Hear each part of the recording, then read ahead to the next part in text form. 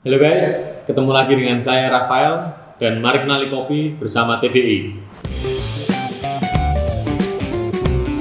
Pada kesempatan kali ini kita akan membahas seluk-beluk tentang kopi luwak, mulai dari sejarah, proses, karakter kopinya hingga ke kontroversinya.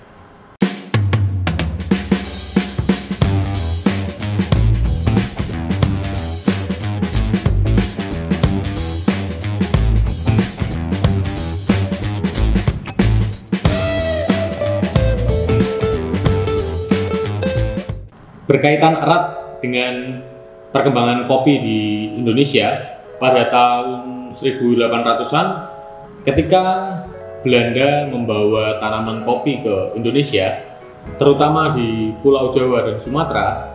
Pada saat itu petani-petani Indonesia dipekerjakan secara paksa oleh Belanda yang sering kita sebut yaitu kultur stelsel atau tanam paksa. Petani kita pribumi dilarang untuk mengkonsumsi atau meminum kopi untuk keperluan pribadi, hingga pada akhirnya mereka pun menemukan biji kopi yang tergeletak di tanah, dan ternyata kopi tersebut adalah hasil dari kotoran dari hewan sejenis musang yang sering kita kenal adalah luwak yang hidup liar di perkebunan kopi tersebut.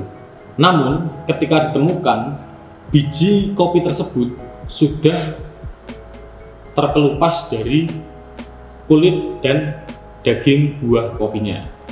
Jadi seperti ini ya. Dan inilah bentuk dari kopi luwak yang masih berwujud kotoran ya, yang masih utuh.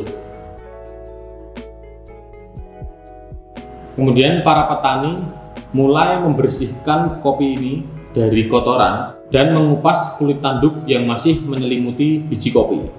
Para petani pun mulai menyangrai hingga dibuat menjadi seduhan kopi. Ternyata ketika diminum, kopi tersebut memiliki aroma dan rasa yang lebih eksotis, hingga tercium aromanya oleh orang Belanda sebagai pemilik perkebunan. Dipandang memiliki potensi yang tinggi, akhirnya orang Belanda pun mulai menyukai kopi luwak tersebut. Karena kelangkaan dan proses pembuatannya yang tidak lazim, membuat harga dari kopi luwak ini menjadi mahal.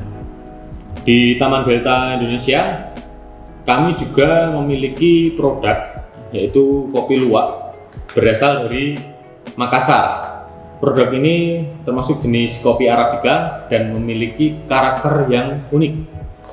Karena terjadi fermentasi secara natural di dalam pencernaan luwak, hasil seduhan dari kopi luwak ini memiliki karakter lebih wangi atau memiliki aroma yang lebih tinggi dan tingkat keasaman yang rendah. Dan jika dirasakan secara teliti, kopi luwak ini memiliki karakter seperti berminyak atau memiliki mouthfeel yang oily.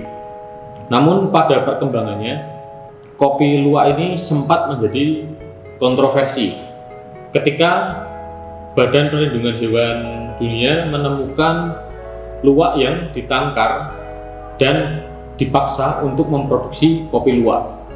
Selain itu juga pernah menjadi pertanyaan apakah kopi luwak ini halal atau tidak, karena diproduksi dari kotoran hewan.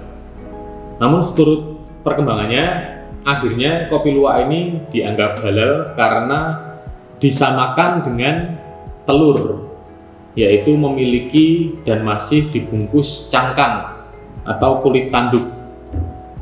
Hingga sampai sekarang kopi luwak bisa dijual dan diproduksi secara komersil dan dinikmati oleh peminum kopi di seluruh dunia. Oke, sekian dulu ulasan kami tentang seluk-beluk kopi luwak. Dan untuk teman-teman yang ingin mencicipi nikmatnya kopi luwak, bisa didapatkan di web atau marketplace Taman Delta. Dan semoga informasi ini bermanfaat. Dan jangan lupa like, share, subscribe, dan komen jika ada komentar dan saran dari teman-teman. Bye guys.